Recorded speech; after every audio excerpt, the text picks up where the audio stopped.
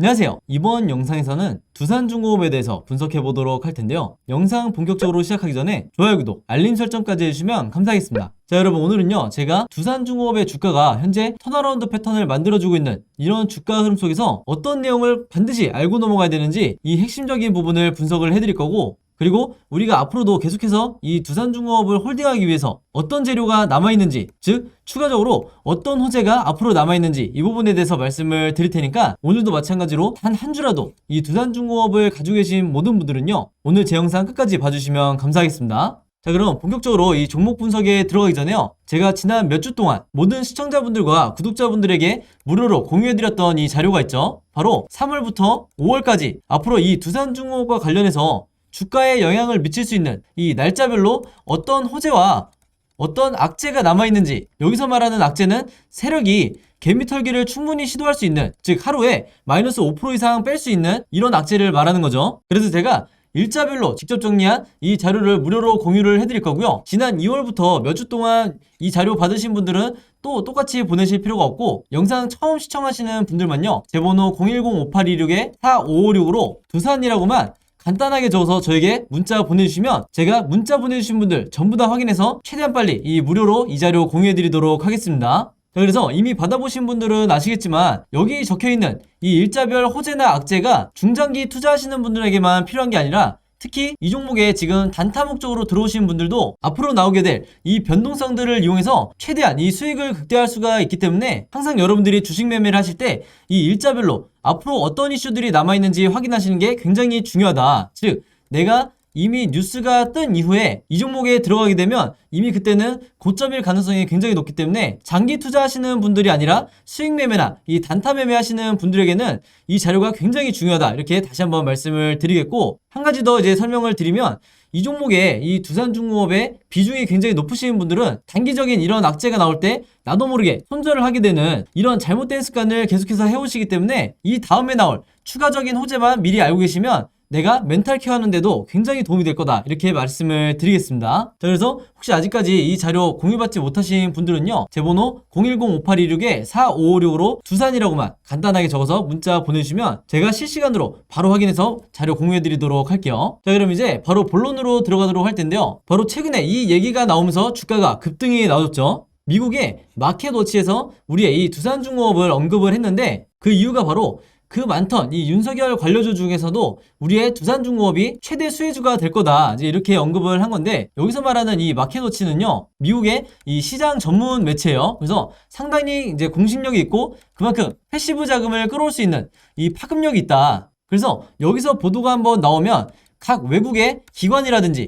연기금을 충분히 움직일 수 있는 이런 매체이기 때문에 여기에 우리가 의미를 부여할 수가 있는 거고, 이 매체에 대해서 처음 들어보신 분들이 있다고 하면 이번 기회에 반드시 체크를 하시라, 이렇게 말씀을 드리겠습니다. 그래서 일단 이 매체에서 최대 수혜주가 될 거라고 이제 예상하는 이유가 바로 이 원자력이죠. 우리나라에서도 유일한 이 원자력 발전소 공급업체이기 때문에 두산중공업이 최대 수혜주가 될 거다, 이렇게 예상을 하고 있는 거고, 제가 뒷부분에 다시 설명을 드리겠지만, 지금 이 원자력 자체가 정책주로서 굉장히 긴 호흡을 가지고 최대 1년까지 우상향할 거라고 지금 예상이 되고 있기 때문에, 지금 현재 원자력 강국인 미국에서조차 이 두산중공업을 한마디로 지금 구간이 아직도 저평가 구간이다, 이렇게 판단을 하고 있다는 거예요. 자, 그래서 윤석열 당선인의 이 후보 시절 대표적인 공약만 보더라도 한눈에 봐도 전부 다 이 원전 관련된 공약인 건 알 수 있는데, 그 중에서도 우리가 주목해 봐야 되는 게 바로 최근에 계속해서 이슈가 되고 있는 게 바로 이 신한울 3, 4호기죠. 자, 근데 여기서 말하는 이 신한울 3, 4호기를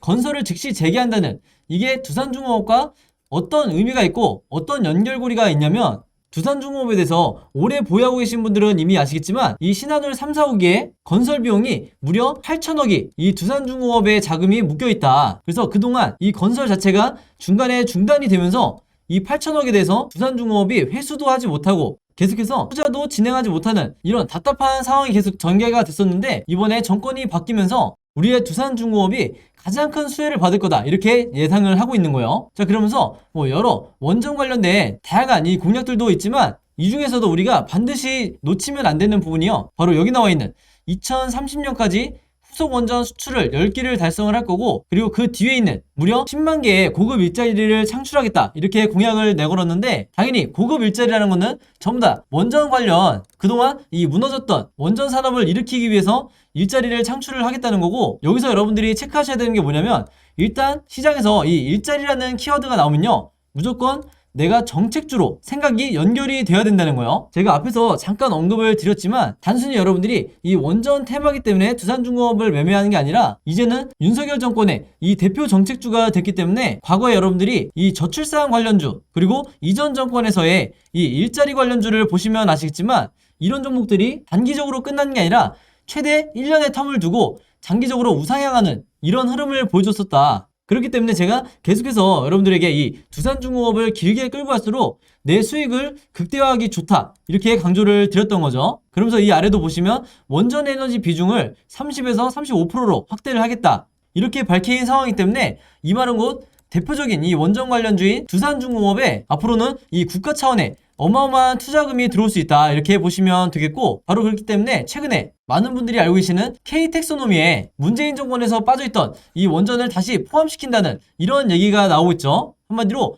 이것 또한 가장 큰 재료가 될 가능성이 크고, 이게 본격적으로 논의가 되는 게 5월부터이기 때문에 혹시 수익 매매 계획하고 계신 분들이 있다고 하면 지금 보유하고 있는 이 비중을 5월달에 매도 계획을 세우시는 것도 굉장히 합리적이다 이렇게 말씀을 드리겠습니다. 자, 그리고 이제부터가 중요한데, 이 많은 분들이 최근에 나온 이 국민연금과 한국투자공사가 러시아 투자자산을 축소한다는 이 뉴스를 보고 국내 증시에 엄청난 이 호재가 아니냐 이렇게 생각을 하시는데, 제가 결론부터 먼저 말씀을 드리면 그렇게 크게 영향이 없을 거다. 물론 이 러시아와 우크라이나가 현재 전면전을 벌이고 있는 상황에서 당연히 국민연금과 이 한국투자공사가 자산을 빼게 되면 이 자금이 다시 국내 증시로 들어오기 때문에 두산중공업 같은 이런 우량주들은 혜택을 어느 정도 볼 수가 있지만, 정확하게 말하면 러시아에 들어가 있는 이 국민연금의 자산이 대략적으로 6천억 정도가 되고, 한국투자공사는 겨우 1,000억밖에가 되지가 않는다. 그렇기 때문에 이 자금들이 전부 다 한 종목에 들어가는 게 아니라 분산이 될 거기 때문에 주가에 어떤 슈팅을 만들 수 있을 만한,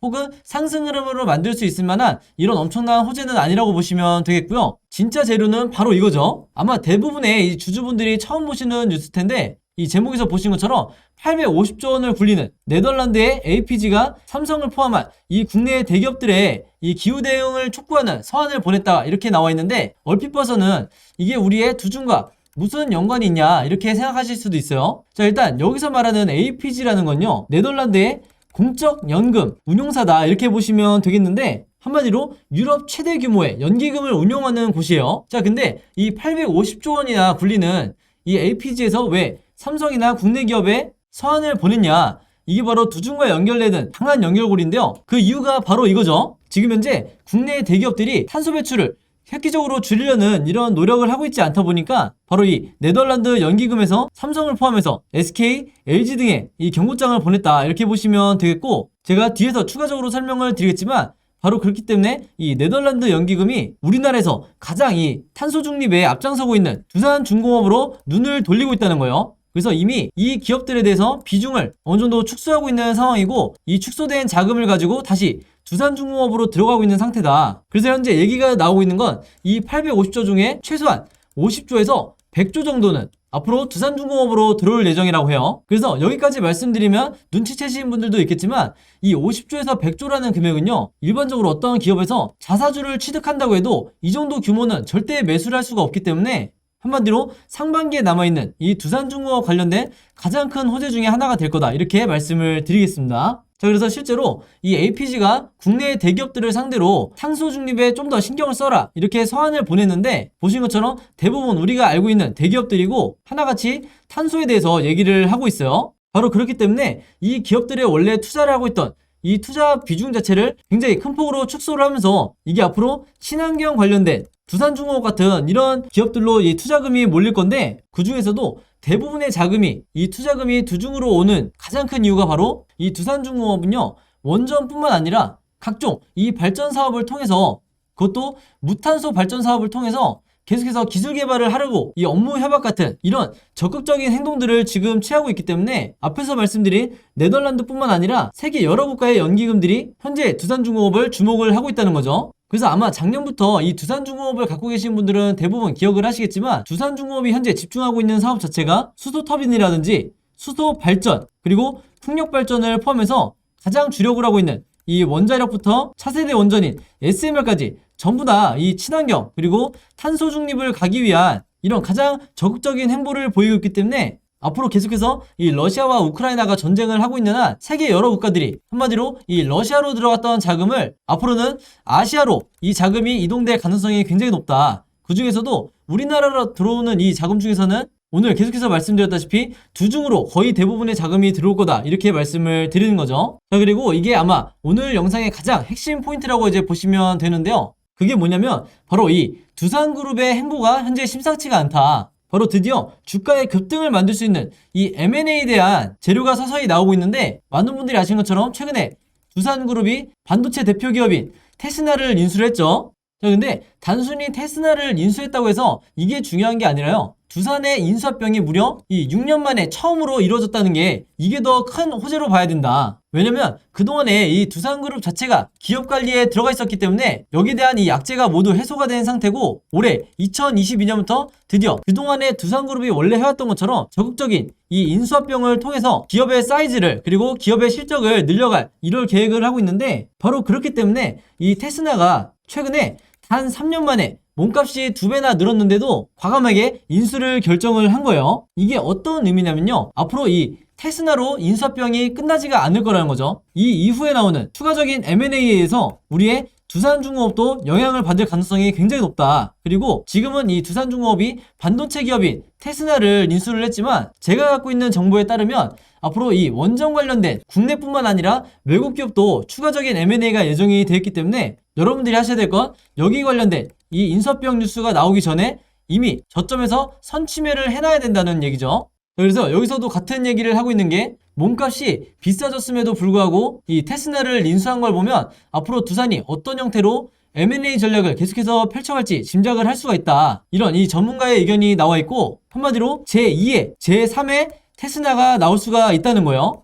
그래서 주식 투자를 하시는 분들은 대부분 아시겠지만 주가의 급등을 만들 수 있는 강력한 재료 중에 하나가 바로 이 인수합병이다. 그래서 여기에 대한 이 예상 일정도 제가 영상 초반에 말씀드렸던 3월부터 5월까지 앞으로 이 두산중공업 관련해서 어떤 이슈들이 남아있는지 제가 전부 다 자료를 만들어서 공유를 해드렸으니까 이 자료 참고하시면 되겠습니다. 자, 그리고 제가 두산중공업 주주분들과 함께 만들어가는 이 단체 카톡방이 있죠. 이 카톡방에서 제가 영상에서 따로 언급해드리지 못하는, 왜냐면 제가 갖고 있는 자료가 워낙 많기 때문에 이런 내용들은 전부 다 이 카톡방을 통해서 제가 실시간으로 공유를 해드릴 테니까 매일매일 영상 챙겨보기 어려우신 분들 그리고 시간이 많이 없으신 분들은 이 카톡방 안에서 이 자료들 받아보시면 되겠고요. 그리고 이 카톡방 들어와 보신 분들은 아시겠지만 여기서 제가 일방적으로 여러분들에게 내용을 전달해 드린다기보다는 주주분들끼리 서로 이 안에서 소통하시면서 여러분들이 갖고 있는 추가적인 자료에 대해서 얼마든지 공유를 해도 되니까 내가 혼자 매매하시기 어렵거나 갈피를 못 잡는 분들은요, 이 안에서 충분히 서로 도움을 받으시면 되겠다. 그래서 제가 여기서 보신 것처럼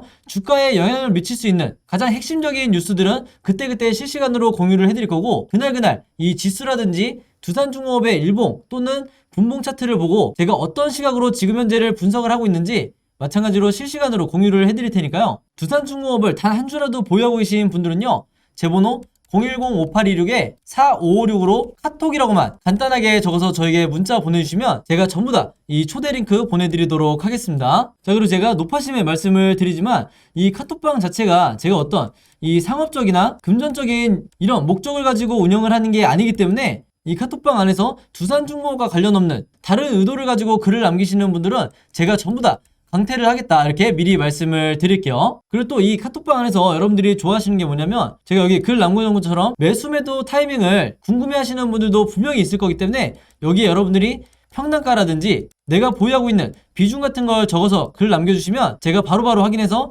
댓글을 통해서 매매 전략을 조언을 해드릴 테니까 이 부분도 여러분들이 도움을 받으시면 되겠습니다. 자, 그 대신에 제가 바라는 건 딱 하나죠. 바로 제 영상과 채널 오셔서 좋아요와 구독 그리고 알림 설정까지 요 3가지만 해주시면 진심으로 감사드리겠습니다. 자, 그럼 여러분 오늘 영상은 여기까지 찍기로 하고요. 저는 다음 영상으로 뵙도록 하겠습니다. 감사합니다.